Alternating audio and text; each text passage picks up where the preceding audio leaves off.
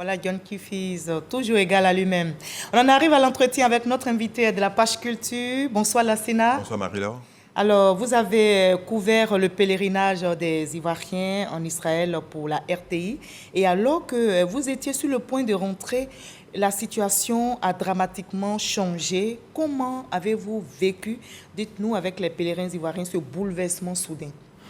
Alors, il faut indiquer qu'en tant que journaliste, éventuellement, c'est d'abord la crise, je veux dire, entre Palestiniens et Israéliens. On se dit qu'elle est loin de nous. Mais à la réalité, c'est qu'elle a été proche de nous. Et à partir de ce moment-là, on se rend compte à la réalité de ce que les gens vivent tous les jours. Et nous, en tant qu'Ivoiriens sur le territoire, on a eu d'abord peur, bien sûr, parce que c'est une situation de guerre, comme il a été dit, et au vu de ce que les médias locaux relayaient comme information, et c'était vraiment difficile parce que nous étions loin de chez nous, dans une situation quelquefois de guerre qui était si loin quelquefois de nous, mais qui est si proche de nous, et c'est véritablement que c'est beaucoup d'émoi, beaucoup d'émotions, et surtout que les pèlerins ivoiriens donc, étaient allés dans une logique de marcher les pas du Christ et de se retrouver dans une situation donc, on va dire, de guerre imprévue en plus. Donc ça a été vraiment une situation très difficile. Très difficile. Alors, où vous étiez? Vous étiez dans quelle région et comment vous avez réussi à quitter ce lieu et à regagner votre pays, la Côte d'Ivoire? Alors, nous étions, on va dire, dans une petite ville. On venait d'arriver la veille dans une petite ville qui s'appelle Taïbé. Alors, il faut savoir que Taïbé, c'est en Cisjordanie, c'est bien en territoire palestinien. Et parce qu'il faut dire que dans les pèlerinages, vous avez beaucoup de lieux qui sont des lieux saints ou des lieux sacrés, des lieux religieux qui se trouvent donc en territoire palestinien. Donc nous étions en territoire palestinien en Cisjordanie, dans une ville qui s'appelle Taïbé. C'est une belle petite ville paisible, là où on produit du vin. On produit de la bière. Il faut dire que la ville de Taïbé, à la réalité, c'est une ville qui est 100% chrétienne. À la réalité, elle est 100% chrétienne, c'est-à-dire que à côté en territoire palestinien, avec une église catholique, avec une église orthodoxe, avec des églises et un certain nombre de, on va dire, de sites religieux qui sont purement chrétiens. Donc là-bas, par exemple, on produit de la bière et vous allez bien constater que là-bas également, donc ils ont une fête même de la bière. On produit du vin, on produit des olives, mais également on produit de l'huile d'olive vierge. Donc c'est toute une, on va dire, c'est du tourisme réellement à découvrir. Et donc vous étiez en Cisjordanie. Comment est-ce que vous avez réussi à quitter ce lieu pour allier la Côte d'Ivoire, votre pays? Alors, c'était en plein conflit. Alors, en plein conflit, tout à fait. C'est que il faut indiquer que au départ, éventuellement, parce que vous savez que la crise je vais dire palestinienne, elle a toujours catalysé quelquefois un certain nombre de sentiments plus ou moins. Et on s'est retrouvé là, on s'est dit que c'est les choses d'habituel, donc ça va vite passer. Et au fil des heures et ce que les médias locaux relayaient, on s'est rendu compte tout de suite que c'était grave. Donc, ce qu'on a fait donc de Taïbé, nous, notre vol avait été annulé déjà. Parce que quand nous sommes arrivés, il était 6 heures. Les premiers tirs, on va dire, de roquettes, c'était à 6 heures, 6 heures et demie. Et donc, déjà. C'était le samedi 7 octobre. Samedi 7 octobre. Tout à fait. Et déjà, les roquettes avaient été tirées aux environs de 10 heures quand on vérifie. Bon, en tout cas, personnellement, en tant que journaliste, j'ai cherché à avoir donc des informations. Notre vol a été annulé parce que c'est un vol qui venait de Bruxelles pour Tel Aviv, avait été annulé déjà. Ça veut dire qu'on ne pourrait plus partir.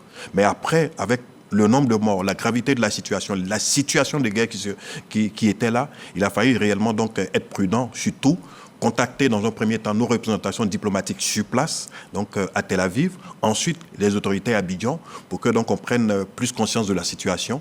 Et nous sommes restés pratiquement un jour dans cette petite ville, dans un hôtel d'ailleurs, donc là où on est resté, on a commencé de sortir. Difficile de sortir parce que vous êtes en territoire palestinien, vous n'avez pas la possibilité forcément donc d'avoir toutes les informations et à votre sécurité. Même quand vous êtes journaliste, moi je me rappelle qu'on a voulu réellement donc avoir l'information, etc., capter des images. Mais ça a été difficile parce que vous êtes avec d'autres citoyens ivoiriens. Est-ce qu'il faut les mettre en danger sous le prétexte que vous êtes journaliste et vous avez envie de relayer des informations?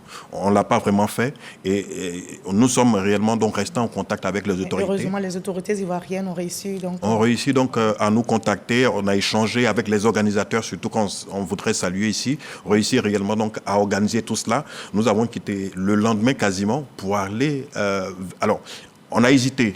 Est-ce qu'il fallait aller vers Tel Aviv, donc là où se trouvait l'aéroport, pour pouvoir avoir un vol et revenir donc à Abidjan, ou alors il fallait aller ailleurs qui était plus sécurisé. Et nos guides qui étaient avec nous, avec les organisateurs et tout ce qu'on avait comme représentation diplomatique, nous ont dit il est mieux que vous allez à Nazareth, qui était un peu dans le nord. Il a fallu faire donc 2 heures au lieu de faire 1 heure pour arriver à Tel Aviv, à l'aéroport. Et c'est à partir de là, éventuellement, quand nous sommes arrivés à Nazareth, il fallait réellement donc rejoindre l'aéroport qui est à Tel Aviv, et nous avons quitté quasiment le même jour, dans la nuit, et venu à l'aéroport, avoir un vol qui était à 6 heures. Alors, il y a eu quelques complications parce que éventuellement, nous sommes rentrés donc en Israël, il fallait repartir, mais le vol qui était le plus proche et qui pouvait nous ramener, c'était un vol qui allait vers Istanbul. D'accord. Malheureusement, nous n'avions pas donc de visa de transit et ça a été difficile. Il fallait attendre, il fallait jouer donc des coudes avec l'ensemble des autorités. On dira que les autorités ivoiriennes se sont engagées. Et aujourd'hui, Dieu merci, vous êtes là comme les autres pèlerins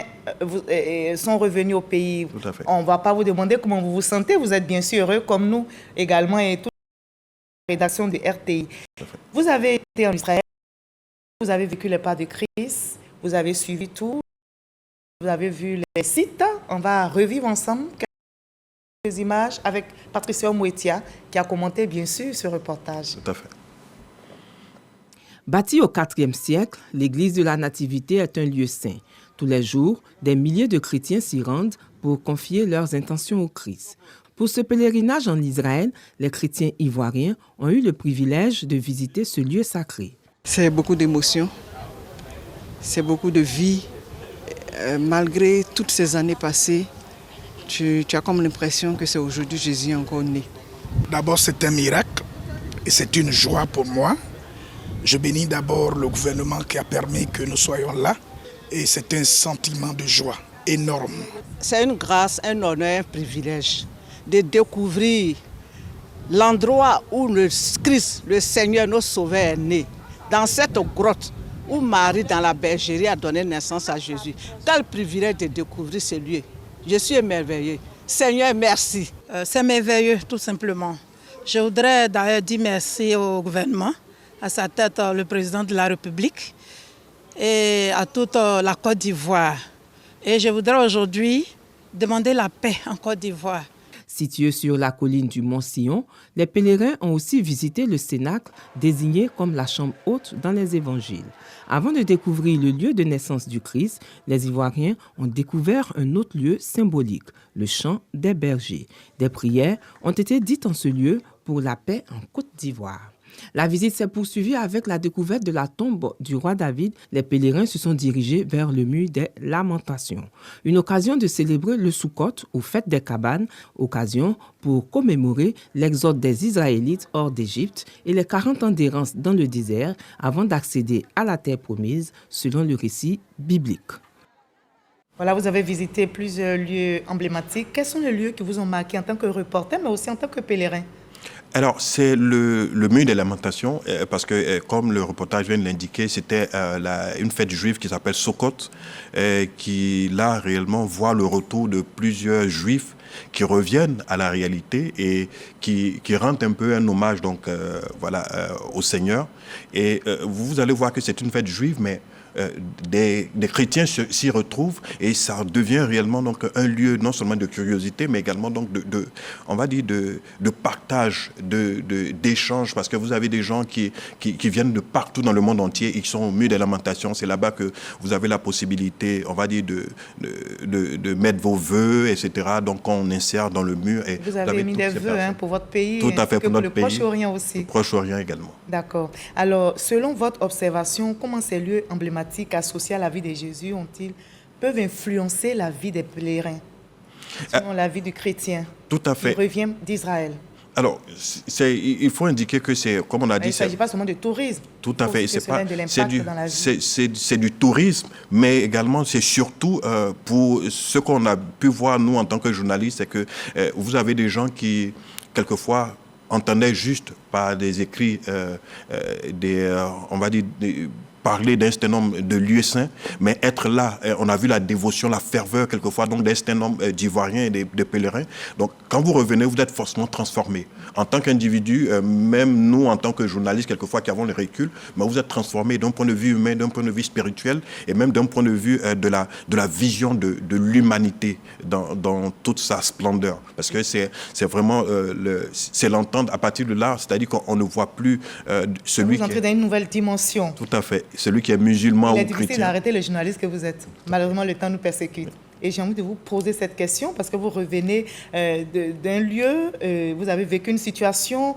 Alors, en tant que journaliste, est-ce que cette expérience vous inspire, par exemple, à écrire un livre, à réaliser un film, pourquoi pas, documentaire? Oui, tout à fait. Il faut savoir que notre séjour a été, c'est vrai, peut-être écourté à cause de cette crise, mais c'est une expérience humaine.